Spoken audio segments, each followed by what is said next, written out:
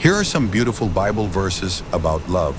Perfect for Heart's Day, 1 Corinthians 13:4-7. Ang pag-ibig ay matiisin at mabait. Hindi ito naiinggit, hindi nagmamapuri at hindi palalo. Hindi ito nag-uugali ng hindi nararapat, hindi ito naghahangad ng sariling kapakinabangan, hindi madaling magalit at hindi nag-iisip ng masama.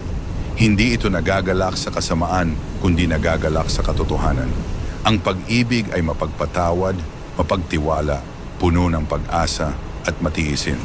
Ang talatang ito ay napakagandang naglalarawan ng tunay na pag-ibig, kawanggawa.